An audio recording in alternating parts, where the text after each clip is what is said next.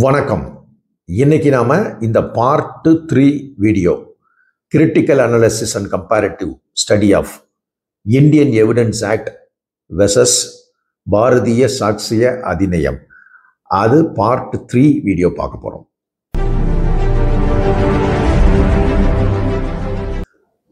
ஏற்கனவே நாம பார்ட் 2 வீடியோலையும் அந்த சேஞ்சஸ்லாம் கொஞ்சம் பார்த்தோம். என்னென்ன சேஞ்சஸ் இருக்கு பிஎஸ்ஏல அப்படின்னு சொல்லி அதனுடைய கண்டினியூட்டி தான் இந்த வீடியோவும்.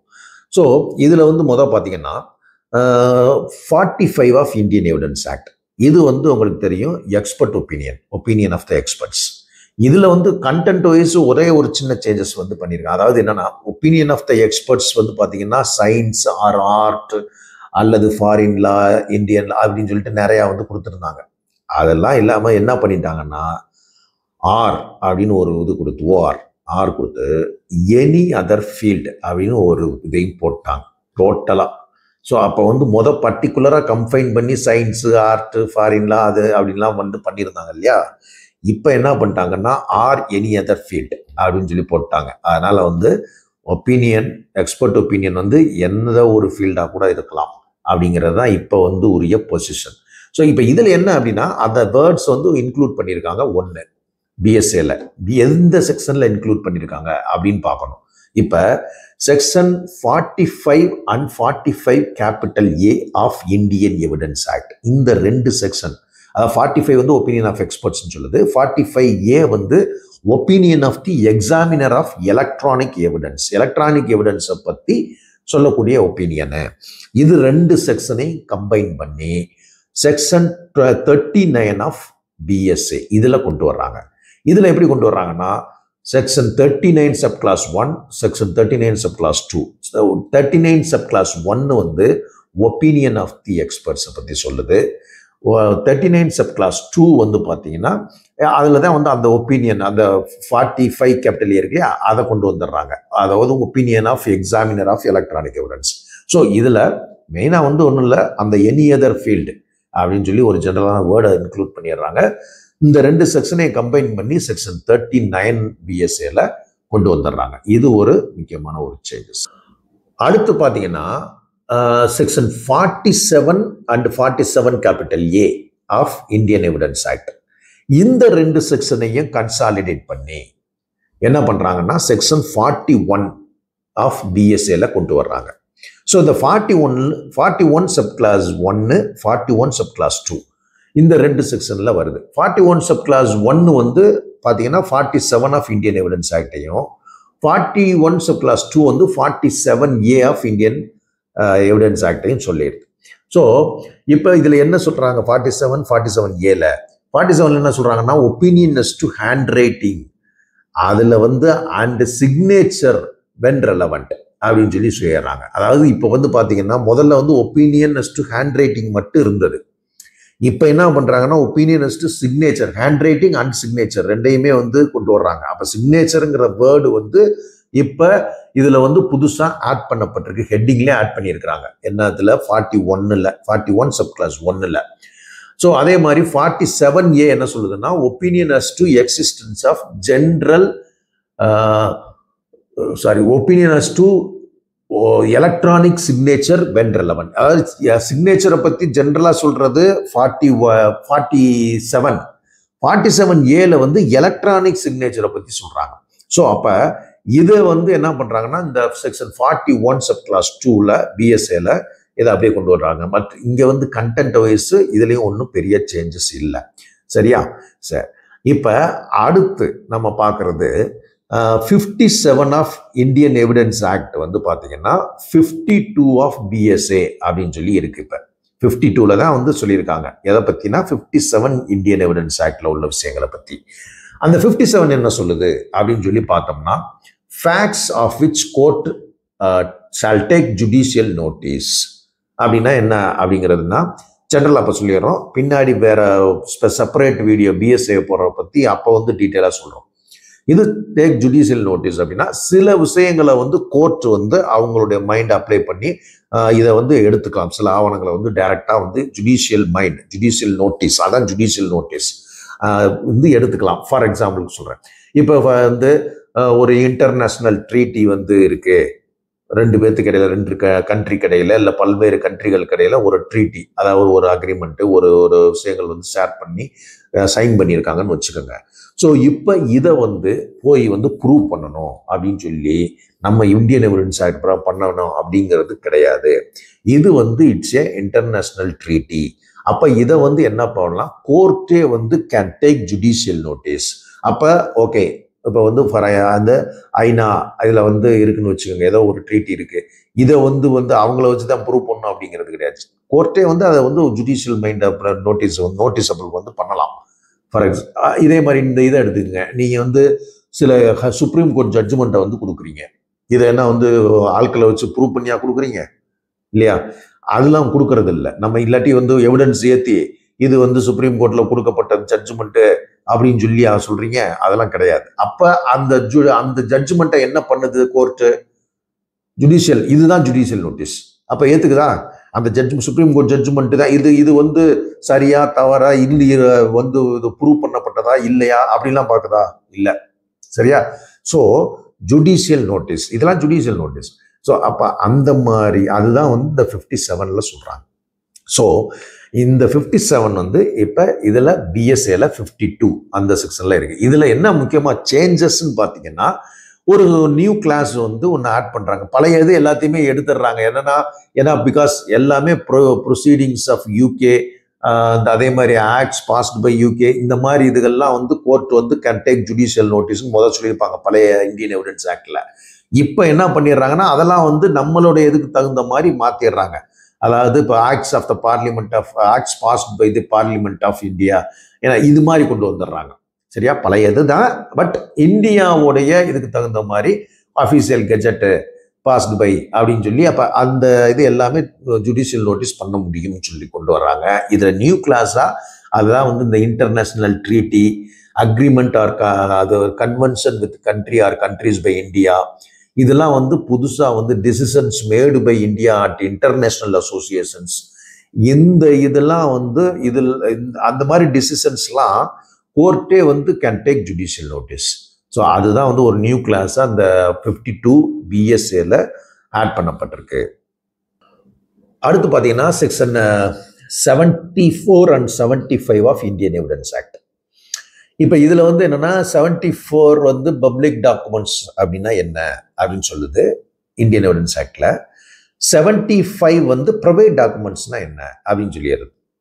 ஸோ இப்போ என்ன பண்ணுறாங்கன்னா, பிஎஸ்ஏவை பொறுத்தளவுக்கு இந்த ரெண்டு 74, 75 செக்ஷனை கன்சாலிடேட் பண்ணி 74 ஆஃப் பிஎஸ்ஏ அப்படின்னு கொண்டு வர்றாங்க. அதில் சப் கிளாஸ் 1 74 சப் கிளாஸ் 1 வந்து ப்ரைவேட் அண்ட் பப்ளிக் டாக்குமெண்ட்ஸை பற்றி தான் சொல்லுது. 74 சப் கிளாஸ் 2 அதே தான் சொல்லுது. ஒரே இதில் கொண்டு வந்துடுறாங்க. என்னன்னா ஹெட்டிங் வந்து எப்படி கொடுத்துட்றாங்கன்னா, வந்து இந்தியன் எவிடன்ஸ் ஆக்டில் பப்ளிக் டாக்குமெண்ட்னா என்ன அப்படின்னு 74லையும், ப்ரைவேட் டாக்குமெண்ட்னா என்னங்கிறது 75லேயும் சொல்லப்பட்டிருக்கு இல்லையா? இப்போ வந்து 74லேயே பப்ளிக் அண்ட் ப்ரைவேட் டாக்குமெண்ட்ஸ் அப்படின்னு ஹெட்டிங் கொடுத்துட்டு 74 சப் கிளாஸ் 1ல பப்ளிக் டாக்குமெண்ட்னா என்ன அப்படின்னு சொல்லிடுறாங்க. இதுல கண்டென்ட் வைஸ் எந்த சேஞ்சஸும் இல்லை. அதனால நாங்கள் அதை பற்றி இங்கே ஒன்றும் விவாதிக்கலை. இது வந்து நாங்கள் தனியாக பிஎஸ்ஏங்கிற வீடியோவில் போடுறப்ப சொல்கிறோம்.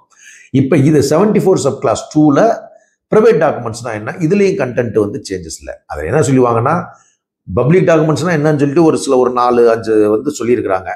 இப்போ செகண்ட் வந்து ப்ரைவேட் டாக்குமெண்ட்ஸ்னா என்னன்னா, அதர் தேன் டாக்குமெண்ட்ஸ் ஃபுல்லாக பப்ளிக் டாக்குமெண்ட்ஸ் ஃபுல்லாக ப்ரைவேட் டாக்குமெண்ட்ஸ்னு சொல்லி முடிச்சுடுறாங்க. அதனால இவங்க என்ன பண்ணிடுறாங்கன்னா, ஒரே செக்ஷனில் பிஎஸ்ஏல 74ல் என்ன 1-2 சப் கிளாஸில் கொண்டு வந்து இந்த போத் ப்ரைவேட் பப்ளிக் டாக்குமெண்ட்ஸை பற்றி சொல்லிடுறாங்க.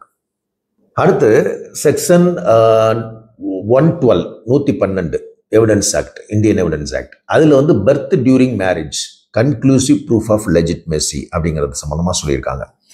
இதனுடைய கரஸ்பாண்டிங் வந்து பிஎஸ்ஏவில் உள்ள ப்ரொவிஷன் பார்த்தீங்கன்னா 116 பிஎஸ்ஏ. ஸோ இதில் தான் அதே தான் சொல்லியிருக்காங்க. கண்டென்ட் வைஸ் ஒன்றும் பெரிய சேஞ்சஸ் இல்லை. ஒன்லி சேஞ்சஸ் வந்து சன் அப்படிங்கிற வார்த்தை வந்து அங்கே வந்து கொடுக்கப்பட்டிருக்கு. அது வந்து இட்ஸ் ரீப்ளேஸ்டு பை சைல்டுன்னு சொல்லி பண்ணியிருக்கிறாங்க. ஸோ வந்து இந்த லெஜிட்மேசி ஆஃப் த சைல்டு சம்மந்தமாக தான் இந்த இதில் வந்து சொல்லியிருப்பாங்க கன்க்ளூசிவ் ப்ரூஃப் எப்போ அப்படிங்கிறது. ஸோ அதனால வந்து அதில் ஜென்ரலாக முதல்ல சன்க்கு மட்டும் சொல்லியிருந்தது. இப்போ என்ன பண்ணிட்டாங்கன்னா, சைல்டுன்னு சொல்கிறனால ஜென்ரல் நியூட்ரல் ஆயிடுது. எய்தர் ஏன்னா சன்னா இருக்கலாம் அல்லது டாக்டரா இருக்கலாம், ரெண்டுக்குமே இது பொருந்துங்கிற மாதிரி கொண்டு வந்துடுறாங்க. அதான் 112 இந்தியன் எவிடன்ஸ் ஆக்ட்ல சொல்லப்பட்டிருக்கு. இப்போ 116 பிஎஸ்ஏ. அதுக்கடுத்து பார்த்தீங்கன்னா 113 capital A of Indian evidence act. இது வந்து கரஸ்பாண்டிங் பிஎஸ்ஏவோட ப்ரொவிஷன் 117 117 ஆஃப் பிஎஸ்ஏ. ஸோ இதுல என்ன சொல்றாங்கன்னா, அந்த presumption clause, presumption as to abetment of suicide by a married woman. So அதில் வந்து பார்த்தீங்கன்னா சூசைடு வந்து 113A இந்த 498 ஆஃப் இந்தியன் பீனல் கோடு வந்து சொல்லியிருப்பாங்க. அந்த 498 தான் இப்போதான் வந்து இப்போ ஐபிசியே கிடையாது, அதை பிஎன்எஸ் மாத்திட்டாங்க இல்லையா. அப்போ பிஎன்எஸ்ல உள்ள கரஸ்பாண்டிங் 498 உள்ள செக்ஷன் என்ன அப்படின்னு சொல்லி பார்த்தா 86 ஆஃப் பிஎன்எஸ்.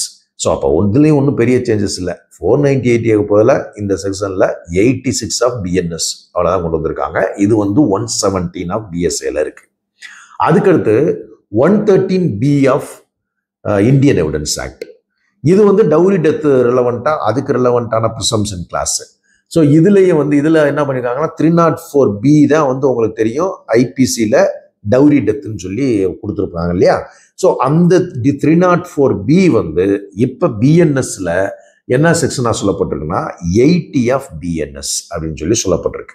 ஸோ அப்போ 80 ஆஃப் பிஎன்எஸ், அதனால வந்து இதுலேயும் ஒன்றும் கண்டென்ட் வைஸ் பெரிய சேஞ்சஸ் இல்லை. 80 ஆஃப் பிஎன்எஸ் மட்டும் வந்து மாற்றிருக்காங்க அந்த செக்ஷனில். இதுக்கு கரஸ்பாண்டிங், அதாவது 113 அந்த பி சொல்கிறேன் இல்லையா, இதுக்கு கரஸ்பாண்டிங் பிஎஸ்ஏ ப்ரொவிஷன் என்ன அப்படின்னு பார்த்தா 118 ஆஃப் பிஎஸ்ஏ. இதில் தான் இந்த சேஞ்சஸ்லாம் வந்து கொண்டு வரப்பட்டிருக்கு. அடுத்து 126 127 இந்தியன் எவிடன்ஸ் ஆக்ட். அதாவது இதில் என்ன சொல்கிறாங்கன்னா ப்ரொஃபஷனல் கம்யூனிகேஷன் சம்மந்தமாக இந்த 2 செக்ஷன்லேயும் சொல்கிறாங்க. இதுலேயும் கண்டென்ட் வைஸ் ஒன்றும் பெரிய சேஞ்சஸ் இல்லை, ஏன்னா பிகாஸ் வந்து அதில் ஒன்றும் இல்லை. இதை என்ன பண்ணுறாங்கன்னா இந்த 2 செக்ஷன், அதாவது இந்தியன் எவிடன்ஸ் ஆக்டில் உள்ள 126 127 செக்ஷனை கன்சாலிடேட் பண்ணி என்ன பண்ணிடுறாங்கன்னா 132 ஆஃப் பிஎஸ்ஏ அப்படின்னு சொல்லி கொண்டு வந்துடுறாங்க. இதில் வந்து இந்த 2 செக்ஷனை பிரித்து 3ஆக கொண்டு வர்றாங்க. 132 1 sub clause 1, 132 sub clause 2, 132 sub clause 3 அப்படின்னு சொல்லி கொண்டு வந்துடுறாங்க. பட் இதில் வந்து கண்டென்ட் வைஸ் எந்த சேஞ்சஸ் இல்லாதனால இந்த வீடியோவில் அதை பற்றி எதுவும் நாங்கள் பேசல, செப்பரேட் வீடியோவில் நாங்கள் சொல்கிறோம் பிஎஸ்ஏவை பற்றி. அடுத்து பார்த்தீங்கன்னா இந்தியன் எவிடன்ஸ் ஆக்டில் 141 142 143 இது ஃபுல்லாக பார்த்தீங்கன்னா இந்த லீடிங் கொஸ்டின்ஸு, இது சம்மந்தமாக வந்து எப்போ கேட்கணும் எப்போ கேட்கக்கூடாது அப்படிங்கிறது சம்மந்தமாக இந்த 3 செக்ஷனில் சொல்லியிருப்பாங்க. 141 142 143 of Indian evidence act. So இதையெல்லாம் கன்சாலிடேட் பண்ணி 146 ஆஃப் இந்தியா பிஎஸ்ஏ 146 ஆஃப் பிஎஸ்ஏல சொல்கிறாங்க. இதில் ஒரு சப் கிளாஸஸ் வந்து போட்டு 4 சப் கிளாஸை கொண்டு வராங்க. 146 சப் கிளாஸ் 1, 146 சப் கிளாஸ் 2, 3, 4 அப்படின்னு சொல்லி கொண்டு வந்துடுறாங்க. ஸோ இதுலேயும் கண்டென்ட் வைஸ் பெருசாக சேஞ்சஸ் ஒன்றும் இல்லை. அடுத்து இன்னொரு முக்கியமான சேஞ்சஸ்லாம் வந்து நம்ம பார்க்குறோம் இந்த பிஎஸ்ஏல. அதாவது இதை பொறுத்தளவுக்கு பார்த்தீங்கன்னா 62 ஆஃப் இந்தியன் எவிடன்ஸ் ஆக்ட். இது வந்து பிரைமரி எவிடன்ஸ்னா என்ன அப்படின்னு சொல்லி சொல்லுது. இந்த 62க்கு வந்து கரஸ்பாண்டிங் பிஎஸ்ஏ ப்ரொவிஷன் என்னன்னு பார்த்தீங்கன்னா 57 ஆஃப் பிஎஸ்ஏ. தான் வந்து பிரைமரி எவிடன்ஸ்னா என்ன அப்படின்னு சொல்லி சொல்லிடுறாங்க. அப்போ இதில் என்ன பெரிய வந்து சேஞ்சஸ் வந்து பண்ணியிருக்காங்க அப்படின்னு சொல்லி பார்த்தா, இங்கே வந்து பிரைமரி எவிடன்ஸ்னா என்ன அப்படின்னு சொல்லி ஒரு எக்ஸ்பிளனேஷன் கொடுக்குறாங்க. ஒரு மூணு எக்ஸ்பிளனேஷன் கொடுக்குறாங்க. அந்த 3 எக்ஸ்பிளனேஷனோட இதில் இந்தியன் எவிடன்ஸ் ஆக்டில் இந்த 3 எக்ஸ்பிளனேஷனோட சேர்த்து இப்போ வந்து பார்த்தீங்கன்னா இந்த எலக்ட்ரானிக் ஆர் டிஜிட்டல் ரெக்கார்டு சம்மந்தமெல்லாம் இருக்கிறனால எக்ஸ்பிளனேஷனே இப்போ வந்து பார்த்தீங்கன்னா மொத்தம் பிஎஸ்ஏல 57 ஆஃப் பிஎஸ்ஏல 7 எக்ஸ்பிளனேஷன்ஸ் வந்து கொடுத்துருக்குறாங்க. சரியா? அப்போ ஏற்கனவே உள்ள இந்தியன் எவிடன்ஸ் ஆக்டில் உள்ள எக்ஸ்பிளனேஷன் பிரைமரி எவிடன்ஸ் பார்த்தீங்கன்னா ஜென்ரலாக சொல்லுவாங்க, அதாவது வந்து ஒரு செவரல் பார்ட்ஸ் எக்ஸிக்யூட் பண்ணியிருக்காங்கன்னு வச்சுக்கோங்க. ஒரு டாக்குமெண்ட் செவரல் பார்ட்ஸாக எக்ஸிக்யூட் பண்ணுறாங்கன்னா ஒவ்வொரு பார்ட்ஸுமே பிரைமரி எவிடன்ஸ் அப்படிங்கிற மாதிரி வந்துடும். அதே மாதிரி பார்த்தீங்கன்னா அதிலே வந்து ஒரே யூனிஃபார்ம் ப்ராசஸில் வந்து பார்த்தீங்கன்னா நிறையா டாக்குமெண்ட்ஸ், அதாவது ஃபார் எக்ஸாம்பிள் சொல்கிறேன், பிரிண்டிங் மிஷின் இருக்குது. ஒரே பிரிண்டிங் மிஷினில் ஒரு ஒரு 1000 வந்து ஒரு காப்பி அடிக்கிறாங்க, ஒரே இதில் அடிக்கிறாங்க. அப்படி இருக்கிறப்ப என்ன ஆகும்னா இது வந்து என்ன, அந்த 1000 காப்பியுமே ஒரு பிரைமரி எவிடன்ஸ் மாதிரி. ஏன்னா ஒரே பிரிண்டிங், ஒரே ப்ராசஸ், ஒரே இது. ஸோ இது மாதிரி ஒரு 3 எக்ஸ்பிளனேஷன் வந்து ஏற்கனவே வந்து கொடுத்துருந்தாங்க. சரியா? அதே மாதிரி இன்னொரு எக்ஸ்பிளனேஷன் வந்து பார்த்தீங்கன்னா இந்தியன் எவிடன்ஸ் ஆக்ட்ல கவுண்டர் பார்ட்ஸ். ஒவ்வொரு கவுண்டர் பார்ட், இப்போ ஒரு கவுண்டர் ஒரு இது டாக்குமெண்ட் எழுதியிருப்பாரு, அதனுடைய கவுண்டர் பார்ட் என்ன இன்னொருத்தர் இது பண்ணியிருப்பாரு, அதனுடைய கவுண்டர் பார்ட் இன்னொருத்தர். அப்போ ஈச் கவுண்டர் பார்ட்ஸ் உடைய டாக்குமெண்ட் எல்லாமே ஒவ்வொன்றும் பிரைமரி எவிடன்ஸ் அப்படின்னு சொல்லி தான் வந்து ஏற்கனவே எக்ஸ்பிளனேஷன் இந்தியன் எவிடன்ஸ் ஆக்ட்ல சொல்லப்பட்டிருக்கு. இந்த 3 எக்ஸ்பிளனேஷன் ஆல்ரெடி சொல்லப்பட்ட விஷயங்கள். இது வந்து பிஎஸ்ஏலையும் செக்ஷன் அந்த 57ல இன்க்ளூட் பண்ணிட்டாங்க. பட் இதனோடு சேர்த்து அடுத்து 4வது 5வது 6 7 மொத்தம் வந்து 4 எக்ஸ்பிளனேஷன் எக்ஸ்ட்ரா சொல்றாங்க. இது எல்லாமே இந்த எக்ஸ்பிளனேஷன் எல்லாமே டிஜிட்டல் ரெக்கார்டு அது சம்பந்தப்பட்டது. ஸோ இந்த டிஜிட்டல் ரெக்கார்டில் வந்து என்ன செஞ்சிடறாங்கன்னா ஃபுல்லா ஒவ்வொரு இதுவும் எக்ஸ்பிளனேஷன் 4 and 5ல சொல்றாங்க இல்லையா. அதாவது ஒரு எலக்ட்ரானிக் ஆர் டிஜிட்டல் ரெக்கார்டு வந்து கிரியேட் பண்ணப்பட்டதுக்கு ஸ்டோர் பண்ணப்பட்டிருக்கு. இந்த கிரியேட் பண்றது அந்த எலக்ட்ரானிக் ரெக்கார்ட் ஸ்டோர் பண்றது பார்த்தீங்கன்னா சைமல்டேனியஸாவோ அல்லது சீக்வன்சியல் இன் மல்டிபிள் ஃபைல்ஸாவோ ஸ்டோர் பண்ணியிருந்தான். ஃபார் எக்ஸாம்பிள் சொல்றேன், சீக்வன்சியல் அதாவது ஒரே டயத்துல வந்து கிரியேட் பண்ணப்படுறது அடுத்தடுத்து வந்து அப்படியே ஸ்டோர் பண்ணிட்டே போறாங்கன்னு வச்சுக்கோங்க. அதே இதை வந்து அல்லது ஒரே இது மல்டிபிள் ஃபைல்ஸ்ல வந்து ஸ்டோர் ஆகுது. மல்டிபிள் ஃபைல்ஸா ஒரே டயத்துல இருக்கிற இது வந்து மல்டிபிள் ஃபைலா வந்து அதே இது வந்து அட் ஸ்ட்ரெச்ல வந்து ஸ்டோர் ஆகிட்டு இருக்குன்னு வச்சுக்கோங்களேன். அப்ப ஈச் அந்த மல்டிபிள் ஃபைல்ஸ் இருக்கு இல்லையா, கிரியேட் பண்ணப்பட்டது, ஸ்டோர் பண்ணப்பட்டது, அது எல்லாமே வந்து ஒவ்வொன்றும் பிரைமரி எவிடன்ஸ் அப்படின்னு வந்து சொல்றாங்க ஒரு எக்ஸ்பிளனேஷன்ல. அது 4ல எக்ஸ்பிளனேஷன் 4ல. அதே மாதிரி electronic or digital record it's produced from the proper custody. இந்த ரெக்கார்ட்ஸோ அல்லது எலக்ட்ரானிக் டிஜிட்டல் ரெக்கார்ட்ஸ் வந்து அதுக்குரிய ப்ராப்பர் கஸ்டடி அவங்க யார்கிட்ட இருந்ததோ, இப்போ ஃபார் எக்ஸாம்பிள் யார் எடுக்கிறாங்க யாரு, அதெல்லாம் வந்து ப்ராப்பர் கஸ்டடி அவங்கள்ட்ட இருந்து அது ப்ரொடியூஸ் பண்ணப்படுதுன்னு வச்சுக்கோங்களேன். அதுவும் அது வந்து பிரைமரி எவிடன்ஸாக கன்சிடர் பண்ணப்படும். அதுக்கு அந்த சர்டிபிகேட் அது இதுங்கிறதுலாம் அடுத்து அது தேவை. அப்படி கொடுக்கும் பட்சத்தில் பிரைமரி எவிடன்ஸாவே வந்து அதை வந்து கன்சிடர் பண்ணிக்குவாங்க. இது வந்து எக்ஸ்பிளனேஷன் 5ல சொல்லிடுறாங்க. எக்ஸ்பிளனேஷன் 6ல அதே மாதிரி வீடியோ ரெக்கார்டிங், முதல் சொன்னது வந்து எலக்ட்ரானிக் ரெக்கார்டுன்னு சொன்னோம். இது பர்டிகுலரா வீடியோ ரெக்கார்டிங் பத்தி சொல்றாங்க. வீடியோ ரெக்கார்டிங் வந்து simultaneously stored in electronic form. அதாவது அதுலேயே வந்து என்ன சொல்லிடுறாங்கன்னா transmitted or broadcasted or transfer to another. இதுவும் இந்த வார்த்தையும் கொடுத்துட்றாங்க. டிரான்ஸ்மிட்டட் ஃபார் எக்ஸாம்பிள் சொல்றேன். இப்போ டிரான்ஸ்மிட்டட், இப்போ ஒரு சேனல்ல ஒரு ஒளிபரப்புறாங்க. ஒளிபரப்ப அட்டஸ்டச்சில் என்ன பண்றாங்க, எல்லா வீட்லையும் டிரான்ஸ்மிட் ஆகுது இல்லையா. அப்ப அட்டஸ்டச்சில் ஒரு நாடகம் போடுறாங்க, இல்லை ஏதோ ஒரு இது நடக்குதுன்னா எல்லா இதுலையும் பார்க்கலாம். அப்ப இதுல பிரைமரி எவிடன்ஸ்னா ஈச்சுமே வந்து பிரைமரி எவிடன்ஸ் தான். ஏன்னா அட்டஸ்டச்சில் வந்து ஒரே டயத்துல வந்து டிரான்ஸ்மிட் ஆகுது இல்லையா இன்னொரு இதுக்கு. அப்ப வந்து அது அந்த மாதிரி இதை வந்து பார்த்தீங்கன்னா பிரைமரி எவிடன்ஸ் சொல்லி இதெல்லாம் கொண்டு வராங்க. டிரான்ஸ்ஃபர் பண்ணாலோ, ப்ராட்காஸ்ட் பண்றாலோ, டிரான்ஸ்மிட் பண்ணாலோ எல்லாமே வந்து பிரைமரி எவிடன்ஸ் வீடியோ ரெக்கார்டிங்கை பொறுத்தளவுக்கு. அடுத்து எக்ஸ்பிளனேஷன் 7லையும் வந்து சொல்றாங்க, இந்த electronic or digital records is stored in multiple storage spaces in a computer resource such as automated storage including வந்து temporary files as primary evidence சொல்றாங்க. அதாவது இப்போ ஃபார் எக்ஸாம்பிள் இந்த இதெல்லாம் பார்த்துருப்பீங்க, இந்த மல்டிபிள் ஸ்டோரேஜ் அட்டஸ்டச்சில் மல்டிபிள் ஸ்டோரேஜ் வெவ்வேறு இடங்கள்ல வந்து ஸ்டோர் ஆகுதுன்னு வச்சுக்கோங்க. ஒரே டயத்துல சைமல்டேனியஸா ஒரே டயத்துல வெவ்வேறு இடங்கள்ல ஸ்டோர் ஆகுறது. பிளஸ் வந்து ஆட்டோமேட்டட் வந்து ஸ்டோரேஜ் வந்து பார்த்துருப்பீங்க. இப்போ இங்க நம்ம இப்போ ஒரு இதுல வந்து இப்போ கிளவுடு இந்த மாதிரிலாம் சொல்றீங்க. உங்க கம்ப்யூட்டர்ல வந்து ஸ்டோர் பண்றப்பயே கனெக்ஷன் பண்ணி என்ன பண்றீங்கன்னா இன்னொரு இதுல வந்து ஸ்டோர் பண்றீங்க. அப்ப இதெல்லாம் வந்து என்னன்னா அட்டஸ்டச்சில் ஆட்டோமேட்டட் ஸ்டோரேஜ் வந்து செட் பண்ணிருக்கீங்கன்னா ஈச் எவ்ரி திங் வந்து அது வந்து பிரைமரி எவிடன்ஸா வந்து வரும். டெம்பரவரி ஃபைல்ஸ், இப்போ ஃபார் எக்ஸாம்பிள் இப்போ ஒரு ஃபைல் கிரியேட் பண்றீங்க, அந்த ஃபைலுக்கு வந்து குக்கீஸ்ன்னு சொல்லுவாங்க இல்லையா, இதுல எல்லாம் வந்து டெம்பரவரியா ஒரு ஃபைல் கிரியேட் ஆகும். அந்த டெம்பரவரி ஃபைல் கிரியேட் ஆகுறதுனா இந்த உங்க ஃபைல் வந்து ஒரு பிரைமரி எவிடன்ஸ்னா அட்டஸ்டச்சில் கிரியேட் பண்ணக்கூடிய அந்த டெம்பரவரி ஃபைல்ஸ் இருக்கு இல்லையா, அந்த டெம்பரவரி ஃபைலும் பிரைமரி எவிடன்ஸ் சொல்லி சொல்ல வராங்க. ஸோ இதெல்லாம் பிரைமரி எவிடன்ஸ் அப்படிங்கிறதுல செக்ஷன் வந்து 57 பிஎஸ்ஏ இதுல வந்து புதுசா வந்து இந்த 4 இதுவுமே வந்து சொல்லப்பட்டிருக்கு. அடுத்து 63 ஆஃப் செகண்டரி எவிடன்ஸ். இது வந்து இந்தியன் எவிடன்ஸ் ஆக்ட்ல இருக்கு. ஸோ இதுலயே வந்து பாத்தீங்கன்னா நிறைய கிளாஸ் வந்து சொல்லியிருப்பாங்க. 1 to 5 5 இது கொடுத்துருப்பாங்க. எக்ஸ்பிளனேஷன் அந்த இது கொடுத்துருப்பாங்க கிளாஸ். இதுல வந்து பாத்தீங்கன்னா எக்ஸ்ட்ரா 3 கிளாஸ் ஆட் பண்ணியிருக்கிறாங்க. அதாவது 6, 7, 8 அப்படின்னு சொல்லி இதுதான் வந்து சேஞ்ச். இது வந்து எதுல சொல்லப்பட்டிருக்குன்னா 58 பிஎஸ்ஏ. இதுல தான் வந்து 58 ஆஃப் பிஎஸ்ஏல சொல்லியிருக்காங்க.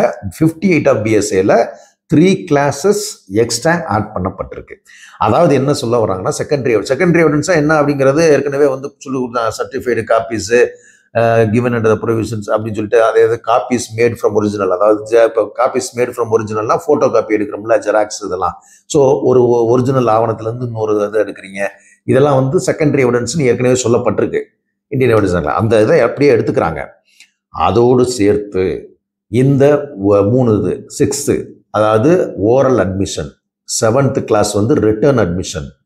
இந்த 2 என்ன அப்படி ஓரல் அதாவது ஒரு டாக்குமெண்ட்டை பற்றி கொடுக்கக்கூடிய ஓரல் ஆர் ரிட்டர்ன் அட்மிஷன், ஒரு விஷயத்தை பற்றி கொடுக்கக்கூடிய ஓரல் ஆர் ரிட்டர்ன் அட்மிஷன்ஸ் வந்து இதையும் செகண்டரி எவிடன்ஸாக எடுத்துக்கங்க அப்படின்னு சொல்லிடுறாங்க. அதே மாதிரி 8th கிளாஸ் ஒரு முக்கியமான கிளாஸ்.